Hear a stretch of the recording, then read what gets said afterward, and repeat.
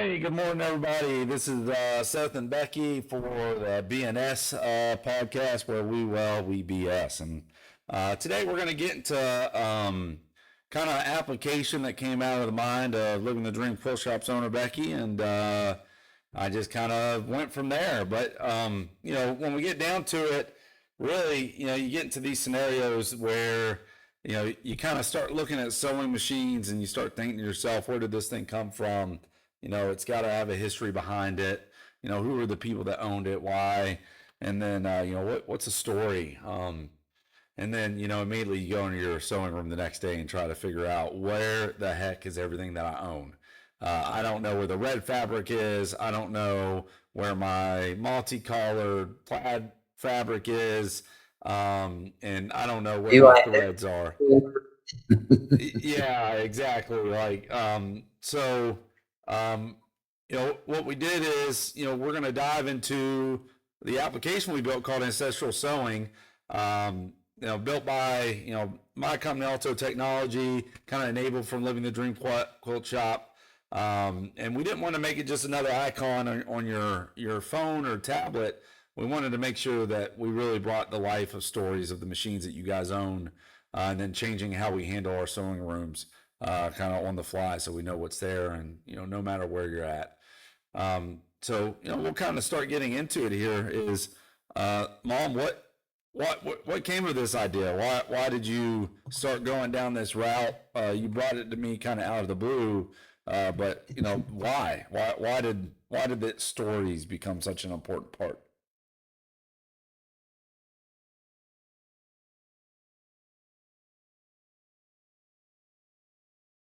So today, we're going to kind of get into that origin story and, where this came from with Mom and kind of the why and what the stories were. But first, what do you have over there? What is going on here?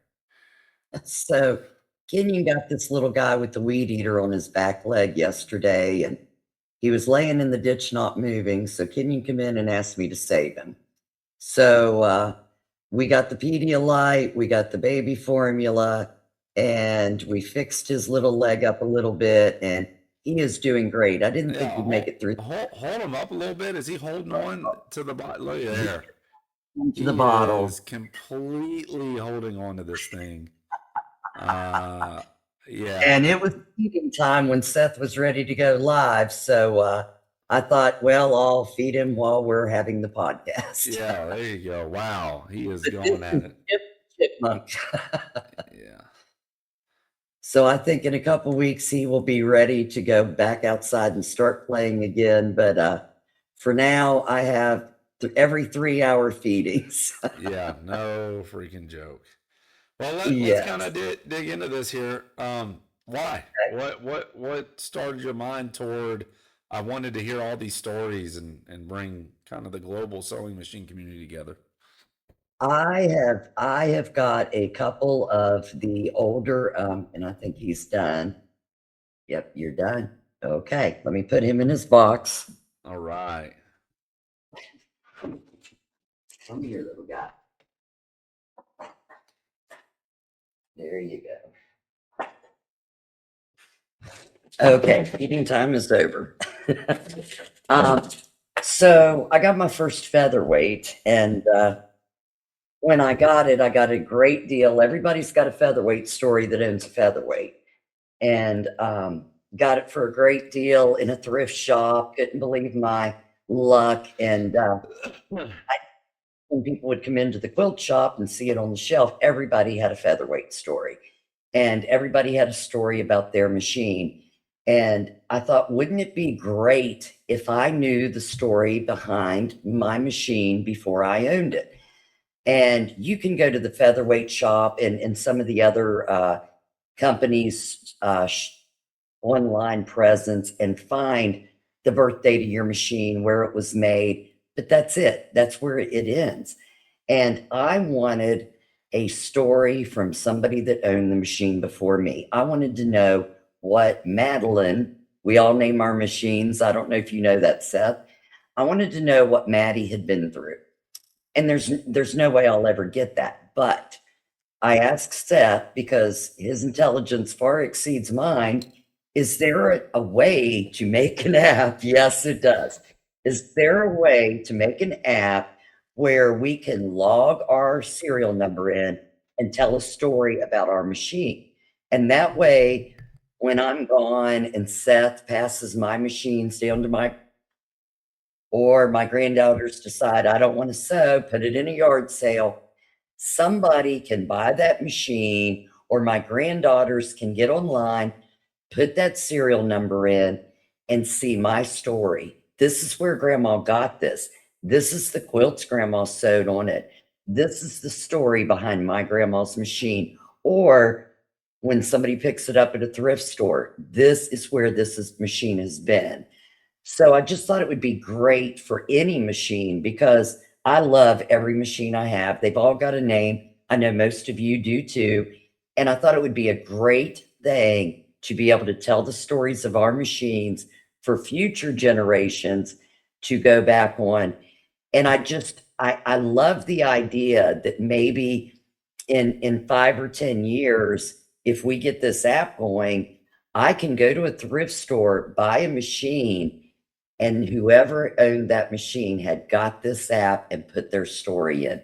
It would just like be the elevation of what this app is for, other than the other direction that Seth took this app in for our sewing room, to keep track of all of our sewing room, have our sewing room right here on our phone, and be able to walk into a quilt shop and go, okay, I have this fabric, this fabric, this fabric. I need more of this one. Or here's the thread I need. Or to be able to show everybody, look, let me go to my projects and show you guys everything I'm working on right now, or just a picture of one thing. Because the thing that happens in a quilt shop is somebody comes in and they're like, what are you working on? Oh, let me show you. Hold on, let me go through 10 million pictures. Oh, wait, no, no, it's on farther. And you're for one picture. And when Seth called me and said, Mom, download the app and tell me what you think, when I saw projects, I about fell over. I was like, Seth, you have just reached the epitome of everything we were looking for. So I'm so excited about this app and all it's going to do. Yeah, and that kind of goes to what ended up happening is it started out with from a very rudimentary concept as we want to tell stories to then I kind of got into, well, I kind of want to see what projects were done on that machine, right? And then it got into, well, in order to do a project, I got to have fabric and I got to have thread and I got to have notions and all these other things. And we're going to do a demo and walk through it here in a minute, but it was really about, when I started designing it, is trying to make sure that this is kind of designed for any sewer quilter out there, whether they were young, whether they were old. And there's such a big resurgent right now of self-sufficiency and self-reliance, and people want to be Right. able to sew their own blankets. People want to be able to repair their clothes. And it really came down to, well, we don't have to just do that in old spreadsheets anymore, or paper kind of inventories. It's not 50, 60 years ago anymore when you did this. Now we can do this with technology. So let's really enable this. A lot of the key stuff, originally, I think we thought this was going to be all about the stories. And once the beta testers started getting it, the stories were almost the nice to have, and the sewing room became much of the main part of the concept. I wasn't expecting Yeah. that, but you kind of set it off the bat. Was as soon as we put that stuff in there, this was the part that was going to explode, and you're kind of right. What? Yes. Yeah. Yeah. And a big part of that's kind of the dream team you got going on. Is what's some of the feedback you're hearing from that team and how it's going? Oh, just the fact that we can now they've hit onto another point of like rulers, keeping track of our rulers, because one of the worst things is you get into a quilt shop, you see a pattern they've done, and oh, this is this ruler. And you don't remember if you have that ruler because you have 50 at home, but you don't remember if you have that one. And to be able to look on your phone and see, oh yeah, I've got this, or nope, I don't have this one. Go ahead and ring me up. Just being able to know what you have, and so many of us, I mean, I was going through drawers the other day trying to get my sewing room in order, and I found fabric that I forgot I had. And I was like, "What did I buy this for?" Well, if I could have came home that day and hit project, added my fabrics in and the ruler that is in there in the drawer with it, the pattern, if I could have added that in when I got home, all I would have had to do, I would have known it was there. I could have went through my projects and went, Yeah. "Oh, yeah, I know that." But right now, I have added on to the fabric and added and added. I don't know what's where, and I forget some of the stuff I actually own, and I know it's not just me, right, everybody? Yeah. And it's not just that. It's kind of knowing what you need for these projects. What do I still need to get? You know, what am I missing right now? Yes, Um, the fact that you put in there what I still need yeah.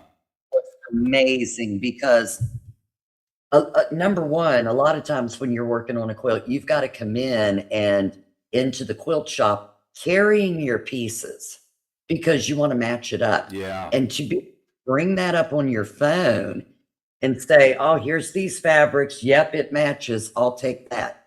That is, you don't ever have to carry your stash and put it in another place and Yeah. maybe lose it or leave it at a fabric store. You've got it right on your phone. That is just Yeah. the icing on the cake.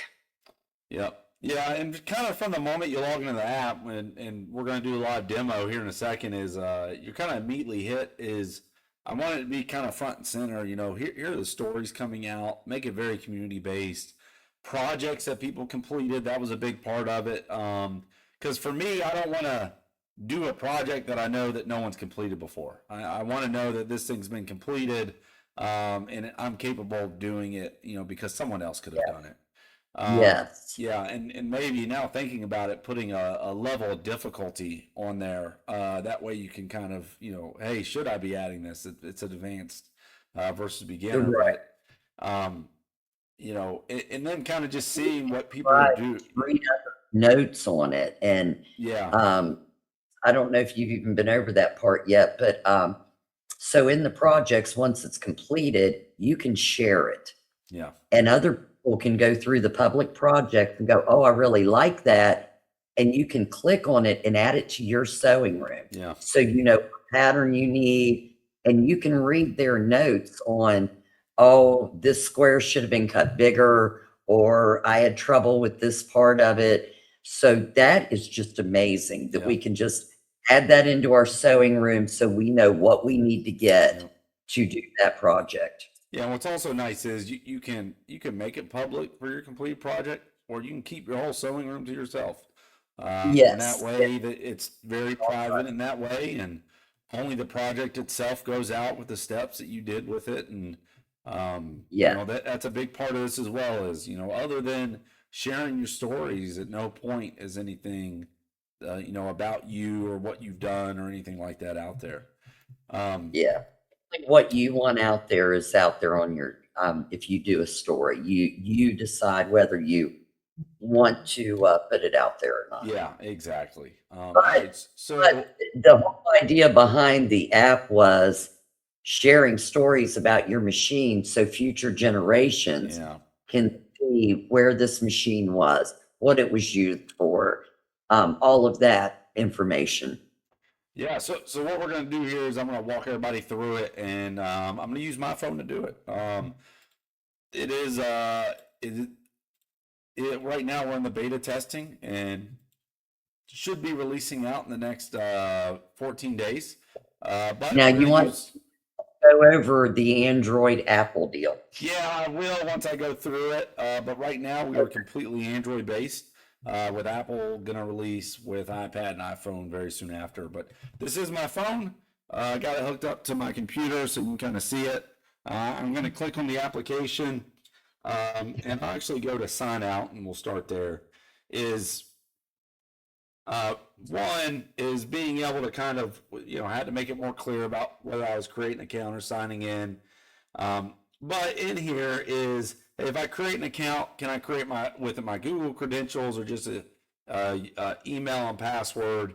And once you create it, you can log in. In this case, I'm going to use my Google credentials. Now, Seth, do you have to have a Gmail account or will it work with any email?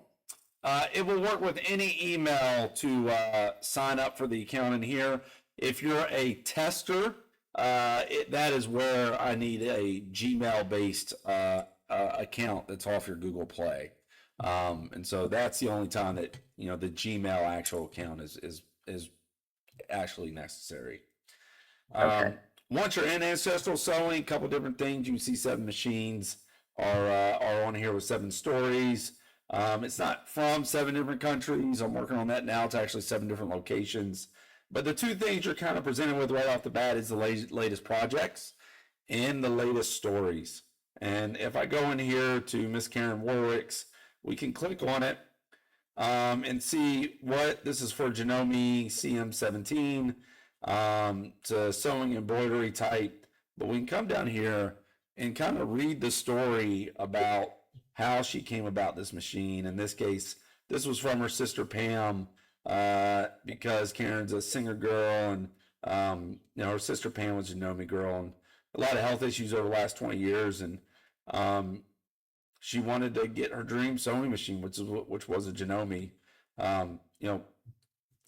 She lost Pam shortly thereafter, purchasing the machine, and she kind of kept it wrapped up, but now she's got it, completely out, and turns out Pam was right the whole time, and the Janome CM17 was a great machine. And what a fantastic way to remember just a beloved sister, to know kind of that story of this machine if it goes anywhere else. And I absolutely love this. I'm going to give it a heart, add that heart there to her. And you can react to different stories. We did add comments in here, or if I really love this story, I can share the story to other people. From there, you can see the latest projects. And this kind of just does the latest. I'll show you kind of how to look at everything else. But we can click on this, and this is from a Singer featherweight machine that was used, for kitty fabric for bears, and it's a test one we have out there. But being able to, again, either react to it, about the sewing machine, or add it to my sewing machine room. And I'll show you that here in a second, but we'll go ahead and save that because I want to do this project later.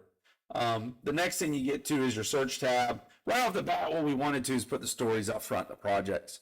We want you to know that, hey, there's history going on. That way you're more encouraged to do yours and kind of the projects that are coming out. But once you're in the search, we want you to be able to search for your machines as well. And let me go back here and look at that machine that one of, It was me.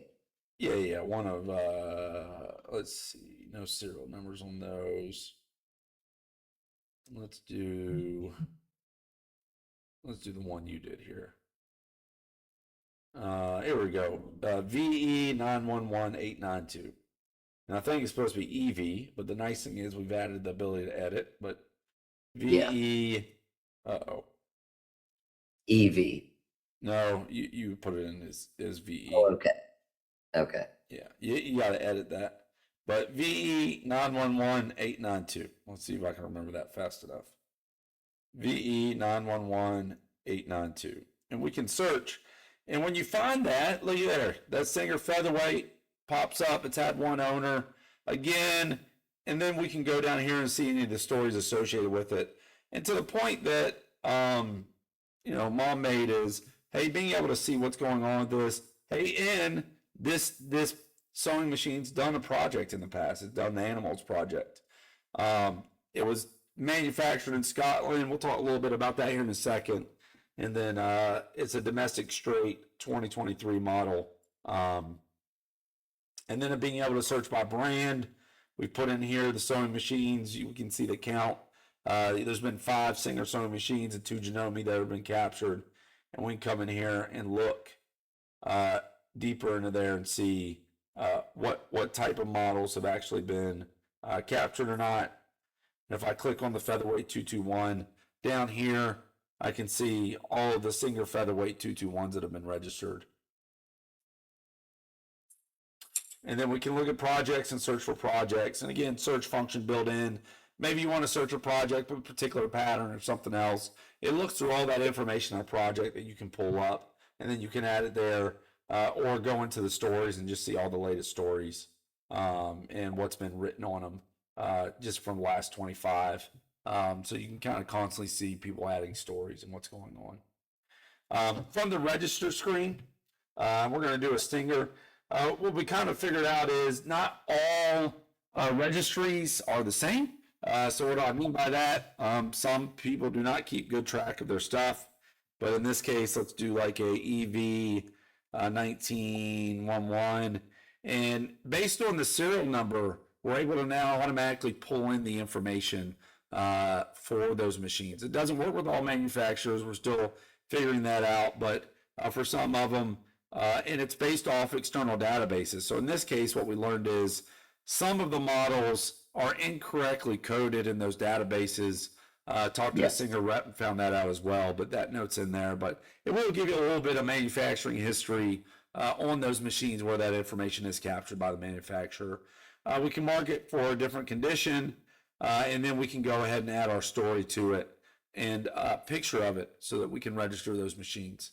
And this is really where the original idea came from, is I want to be able to tell the story of my machine and what's going on with it. And this kind of became a big deal. Now, this morphed, and it morphed very quickly. It morphed into the sewing room. And in the sewing room, you can now see sections for fabric, thread, notion, patterns, and projects. And looky there, that project that I added, it's now added in here, and it's now stored in mine, so I can come and do it. But what we want to do is, first in the fabric section, we want to be able to add the fabric name, manufacturer, who the designer was, what the line was, what the fiber content is. Some of these things I'm going to tell you right now, I don't know enough about, but I can tell you everyone wanted it. So I'm like, let's add it. Fabrics with multiple colors. This is a green and orange with a purple. Don't know if those are good colors or not, but I can now multi-select colors so that it's easily better searchable. And then kind of the overall color name with the color number, how many yards, and I bought it with, and then how many yards are remaining. Kind of huge when you're in those fabric shops trying to figure out, do I really need another half yard of this or not? What the width was, how much you paid for it, where you purchased it, and any notes. And then again, what you want to do is take the picture of your fabric first, then come in the app and add it. We didn't want to give the app camera permissions. That may be a thing down the line, but today we didn't want to do that, so we didn't do that. And then you come in here and add from your gallery. You click on that, and then your gallery will pop up of all your different. So then we got into thread, and what's nice is all your fabrics will just be listed. It'll go straight down. Every single fabric you own with its picture will show up as a card, and it will show you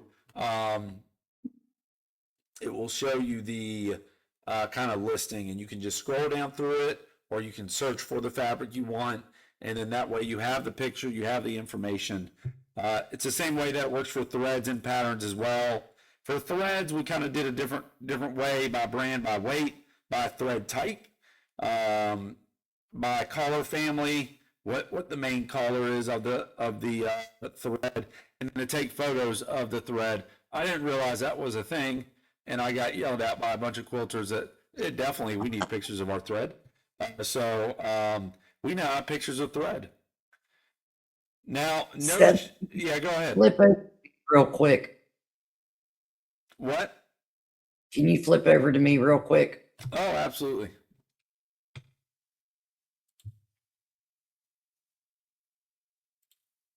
So I've only added 5 so far, but I want the girls to really. Fantastic. You've got pictures of your fabric.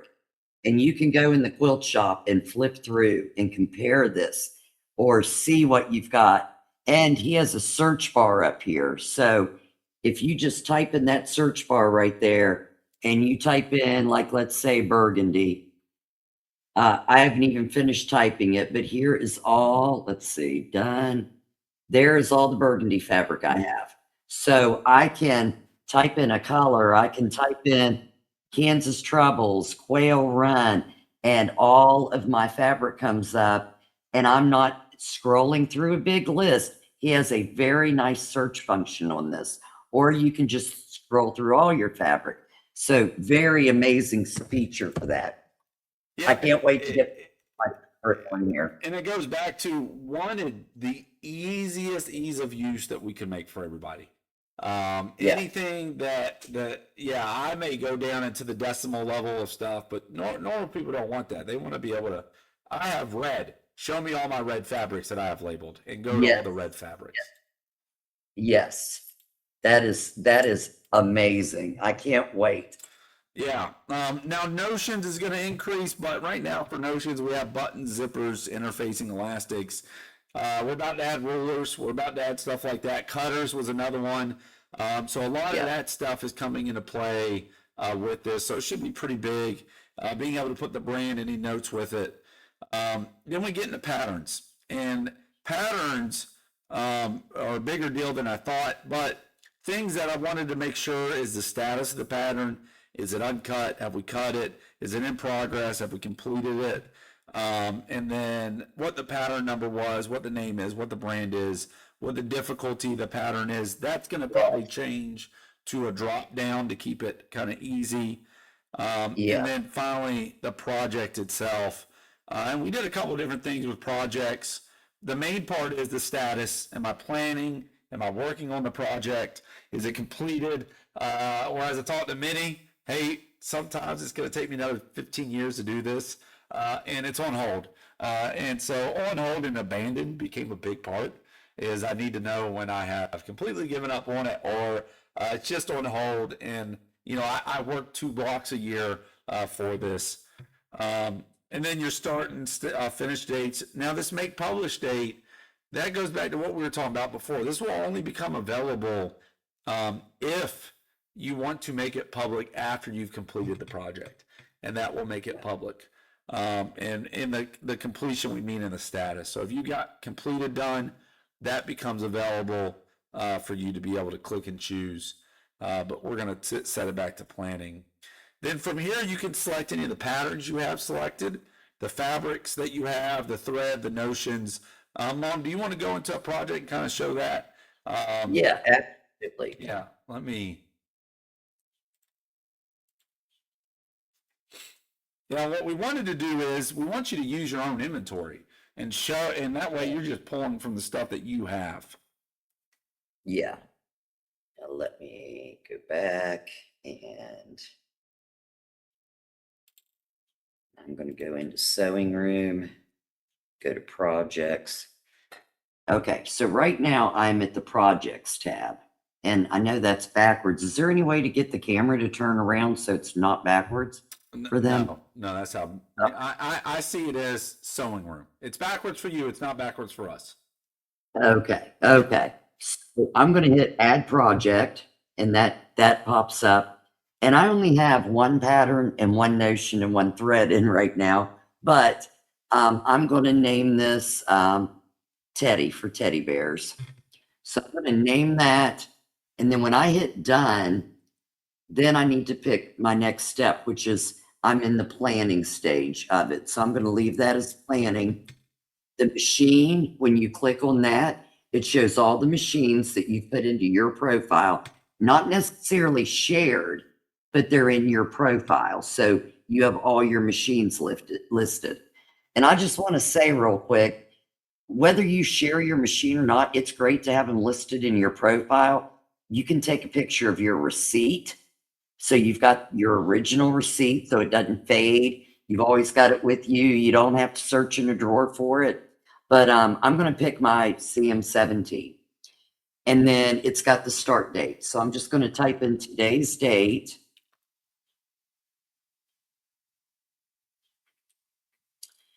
And then it has notes. I'm not going to put any notes yet, but then it goes to pattern. And I can hit that down arrow and it shows all of my patterns, which I only have one. So I click on that. And then I click on fabric. So it has all of my fabric listed here. Now, Seth, I don't know if we can bring the pictures over so we know exactly which one we're using, because once you have your fabric cut, it's hard to remember which one's which. But luckily, I took good notes. I have like navy, burgundy, so I can remember. So I'm going to use my green with the small colors and my ivory in my project. You just click on what you're using. Then down here, thread. I'm going to click on my autumn black thread and my notions. I wish I had a ruler in here and a rotary cutter, but I'm going to click on the pin holder. And then we have this option for still need. That is the greatest thing ever. So I still need a purple zipper. So I can type that in, and the next time I am at the quilt shop, let's pretend I'm not at one right now, I can look at my needs and see I need a purple zipper. And then it has steps.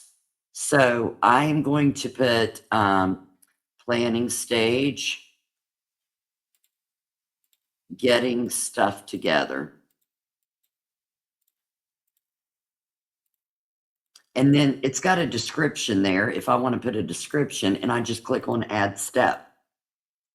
And then this is the amazing part. We have a journal. So it tells you when you put the journal entry in, what stage you were at. So I'm at my planning stage. The date is 05/03, 2026. And the note is cut all pieces. Still need zippers. And then right below that, I can add a photo. So I'm just going to add this random photo on my phone. I can add a random photo to it. And there is the beginning of my project. And I hit save. You have an unsaved journal entry. Tap plus to add journal entry before saving. So tap plus. Oh, add journal entry right there. Okay. Yep. So there we go. I literally added an error check because I kept hitting save without ever saving the journal entry. Yes, yes. So now my journal, my project is saved in my projects, I think. Okay. Now I have Teddy in there. Right here is my project, and I also have the animal project. So I can just click on there and I can add a journal entry anytime I need to and keep updating my pictures with the level I'm at and taking notes to tell anybody that might read my journal entry, if I share it, what I had trouble with, what was easy about it. This square needs to be a 1/4 inch bigger to make this cut. So anything you want to add to that is just great. Yeah, and again, that was a huge part of it is making sure that anything that we're doing is ease of use. People can do it. As all things are, there's learning that has to happen, but I don't think the learning curve is very big that we have to worry about. No. And the great thing about it, we didn't know we had to test this app before we put it out, but having these testers using this and telling us we need this, could you change this, that is so helpful to make this app the best of the best. Yeah. I've never seen an app like this. Yeah. In the last section is the profile section, where you kind of get into any machines that you registered, your ability to sign out. We'll take you straight to the Living the Dream Quilt Shop YouTube channel or the Living the Dream Quilt Shop online store. But being able to kind of break this out in this way, I think it's going to be great. I'm surprised by the stories that are already there. Yes. I think this is really just going to, I'm hoping, kind of blow up. We're keeping things at a very kind of low level right now from a cost perspective. We're looking at, $3.99, and a lot of that goes toward being able to handle the databases on the back end. And so Yeah. that's part of, on my side, what I've got to do to make sure this stuff kind of keeps going through. But, kind of roadmap wise in future, right now we're at version 1.5. We started with almost none of these features. And I think every day right now we've added more features, more things, you know, things that come up that this would be great. Some things we can add, some things we can. We're trying to still keep it simple toward what it is. Once we get it released on Android, which right now I think we're at 10 of the 12 testers we need. 14-day period from that point, and then once we get it out on Android, then we'll start working on iOS and for iPhones and iPads, which is a big part of the community. Everyone's got an iPhone. Yeah.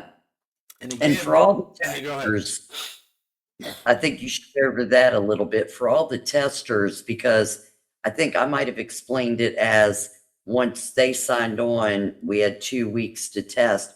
But actually, if I heard you right, we need all 12 or 13 testers signed up. Then the 2 week period starts for us to Yes. test. Yeah. And you need us to, even if it's just adding one fabric a day, just go onto the app each day, add a notion, a fabric, any machine, just so something is being done every day, so we can get the feedback we need. So when this does get pushed out to the public, it's everything it needs to be. Yeah. That way, it's good and tested. We know it works. We know it's great. And by all means, we've started a chat group. Give Seth your feedback. Let him know, I love this. I don't like this. Can we change this? This isn't working. Anything. Just give Seth some feedback every time you can, just so he knows. And I know a lot of people work, me, a lot. So I will put out a reminder on the tester app each day for all the testers to make sure you go on for just a minute or two if you can, or longer. The longer, the better, so we know things are being tested. But if you can just go on and try to do something, so we are getting the app tested the way it needs to be. But we do appreciate everybody doing it. A lot of you I know want to do it, but you can't because you have an Apple. I am so sorry, but we will go there.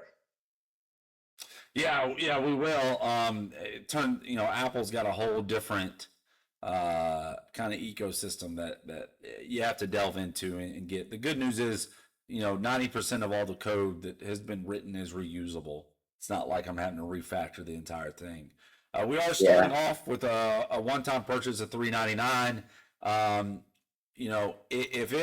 If we catch wildfire, the question will then be, depending on how much either we've made or can sustain over time, do we need to go to like a $1.99 a month subscription or something? We don't know that at this time, but just so everybody knows that, the reason for that would be so that we can make sure that the database of all this is kept up, to kind of keep everything going. All pictures, because I don't think Seth realized how big our stashes are. Yeah. Thinking, 100, 120.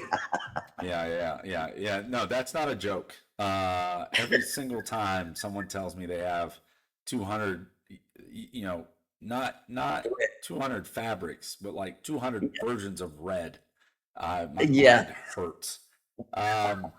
So it's come a long way in 2 weeks. I mean, in 2 weeks we started rolling it, and then we continue to kind of work on it from there. The big ask is that we definitely can go over 12 testers. We'll probably max out shortly thereafter. But once it gets out, download it, give it a try. We want to get it out to these larger communities. We want to grow, and just make sure that, this enables you guys to live your dream just like everybody else, because that's a big part of it. That's Is the whole we, point behind yeah, it. Something to make it easier to live your dream. yeah, Yes. the easier the better, as always. But yeah, And that's Seth, the yeah. just to help them realize a little bit, could you just share your screen and scroll through a little bit of that? Yeah. I See. could not believe the work he put into this for us girls and guys. It is simply amazing. See if I can kind of shit. There we go. Yeah. So there's just an example of just the sewing room screen by itself. I have a bot helper over here. Many of you guys have met him, RVHQ, who helps me when I screw something up real bad. But yeah, it's a pain.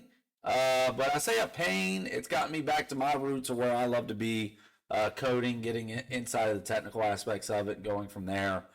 So it's a lot of fun. I enjoy it. Being able to take it from conception, and that was the hardest part, is getting the initial stuff done, and then calling mom one day and going, "Hey, this thing's ready. What do you want to do?" And mom's reaction was, "What do you mean it's ready? What are you talking about?" Like, I was like, "What? You told me you wanted to do this, and I did it." And now 2 years. Yeah, 2 years ago, right? And I did it. And 2 years ago, this is what we're talking about when we say a lot of work went into the background on this. I don't think I could have done it, without, the support of my family, Tania and the kids, in Virginia, because she's holding down a fort right now, and like no other, and could not have done it without her support and the kids. Even the Navy moving me down to Tennessee, good, bad, and ugly of it, it did enable me to kind of put this together, in a way that I could and focus on it. But a lot of sacrifices go into everything, and can't say that enough about the sacrifice that she has to make, because I'm not, at home. But we're gonna get some good out of this, and I'm hoping she'll be able to get some good out of it as too. So part of this time, love, effort that goes into it, gotta feed that back to my family as well. So Yes, definitely. And for everybody out there that's watching this, if you like seeing, make sure you hit that subscribe button on YouTube. yeah, Follow us on Facebook. We do these podcasts with me and Seth for up and coming stuff about the shop, living the dream. And we have live sales. We have tutorials. We've got some huge tutorials coming soon. So make sure that you subscribe, hit that follow button, and put comments. Leave your comments. Let us know what you like, what you don't like, what you're seeing, what you would like to see, and let us know to keep the information coming, and keep us living the dream too. We want everybody living the dream. Yeah, that's right. And with that, guys, that's the outro. This has been the B&S podcast, episode 3. We had a big pause. If you don't know, mom got really sick. We are talking about that during that next podcast. She was in the hospital. She's now up and running. Then I had whatever chest thing happened to me. Not a heart attack, kind of a chest infection.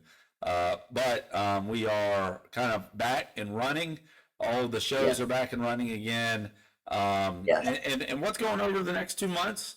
Shop hop. Oh, we have all Blue Ridge Shop Hop is going on. Even if you're not involved in the Shop Hop, make sure you stop by the shop. We have lots of goodies. We've got some snacks. We've got some waters. We've got prizes, whether you're involved in Shop Hop or not. If you come in the shop, you're included. So stop by, check out everything going on. Later this week, big box opening. So make sure you're looking out for that. Like I said, hit subscribe below, hit follow, because you're going to want to see this open box. And the regular live will be Thursday night at 7. We'll be having the block of the week next Friday. We had to cancel this week. We had some technical difficulties, but we will resume on Friday with the block of the week. And if you haven't seen the other blocks, go back on the YouTube channel, go to live videos, Seth.